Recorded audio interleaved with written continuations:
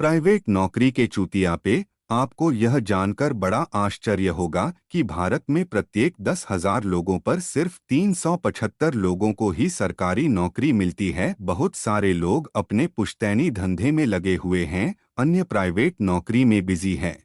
एक डाटा के अनुसार भारत में करीब 55 मिलियन लोग निजी क्षेत्र की विभिन्न नौकरियों में लगे हुए हैं। बिहार और उत्तर प्रदेश के समाज में प्राइवेट नौकरी करने वाले लोगों को उतनी इज्जत नहीं मिलती है। इसका कारण बिल्कुल स्पष्ट है, प्राइवेट सेक्टर का चुतियापा।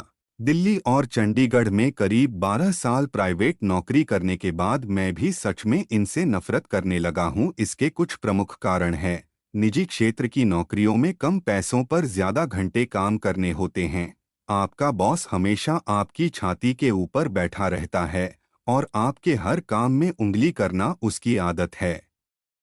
प्राइवेट नौकरी में कोई जॉब सिक्योरिटी नहीं होती। कोई भी बहाना बनाकर कंपनियां कर्मचारियों को नौकरी से निकाल देती है, चाहे वह कर्मचारी कितना भी अच्छा परफॉर्म कर रहा हो।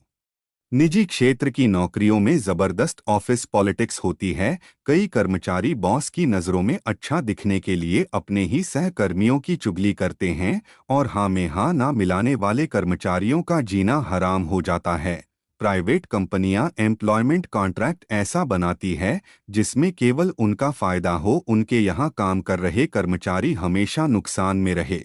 निजी कंपनियां खुद श्रम कानून का पालन नहीं करती है, लेकिन अपने कर्मचारियों से यह अपेक्षा रखती है कि वो रोजगार के सारे घटिया नियमों को हमेशा फॉलो करते रहे। उदाहरण के तौर पर कई प्राइवेट कंपनियों के खुद का नोटिस पीरियड 30 दिन से 45 दिन का होता है, लेकिन नए कर्मचारियों की भर्ती के दौरान वो चाहते हैं कि सिलेक्शन के तुरंत बाद कर्मचारी काम पर आ जाए। प्राइवेट नौकरियों में अपनी योग्यता के दम पर सिलेक्ट हो जाना भी एक बड़ी बात है। कई बार कंपनियां जॉब सर्च करने वाले कर्मचारियों से रेफरेंस की डिमांड करती है और कोई रेफरेंस ना होने पर उन्हें नौकरी में नहीं लिया जाता है, चाहे वो कितने ही टैलेंटेड क्यों ना हो। प्राइवेट कंपनियों में ह्यूमन रिसोर्स नाम की प्राणी होती है, जिसका काम है नौकरी खोजने वालों से सफेद झूठ बोलना। We will call you back HR professions के फेमस झूठा डायलॉग है। कई प्राइवेट कंपनी वाले यह चाहते हैं कि कर्मचारी उनके यहाँ 12 महीने कोल्हू के बैल की तरह काम करें और कभी छुट्टी ना मांगे। जैसे ही किसी कर्मचारी ने 10 या उससे ज्यादा दिन की छुट्टी मांगी तो वो छुट्टी ना देने के तरह तरह के बहाने बनाने लगते हैं। लगभग हर प्राइवेट कंपनी में कोई ना कोई घटिया मानसिकता वाला बॉस होता है, जिसका एक ही काम है अपने अंदर काम करने वाले छोटे कर्मचारियों को हर तरीके से परेशान। निजी क्षेत्र की नौकरियों में जो कर्मचारी अपने अधिकारों की बात करते हैं, उन्हें हमेशा परेशान किया जाता है। अगर किसी कर्मचारी ने अपनी सैलरी या पोस्ट बढ़ाने की मांग की तो उसे दुश्मन की तरह ट्रीट किया जाता है और उनकी सही मांगों को भी टरकाने की कोशिश की जाती है। निजी क्षेत्र की अच्छी और उच्च वेतनमान वाली नौकरियों के लिए आपके पास अंग्रेजी, कंप्यूटर नॉलेज प्लस अपनी स्किल होनी चाहिए। कई टैलेंटेड कर्मचारी इंग्लिश ना जानने की वजह से नौकरी से बाहर हो जाते हैं।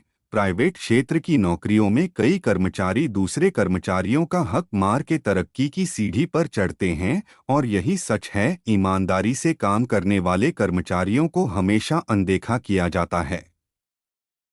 प्राइवेट क्षेत्र की नौकरियों में अनावश्यक रूप से मीटिंग होते रहती है, जिसकी वजह से बहुत सारा बहुमूल्य समय बर्बाद होता है।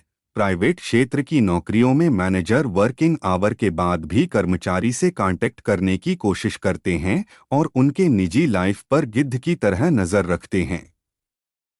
इसलिए अपने बॉस को फेसबुक या इंस्टाग्राम जैसी सोशल नेटवर्किंग साइट्स पर फ्रेंड लिस्ट में ऐड ना करें। भारत में काम कर रही अनेकों कंपनियां अपने कर्मचारियों से फ्री में ओवरटाइम करवाती है। भारत में कई चिरकुट कंपनियां अपने कर्मचारियों की सैलरी पचाने के फिराक में रहती है।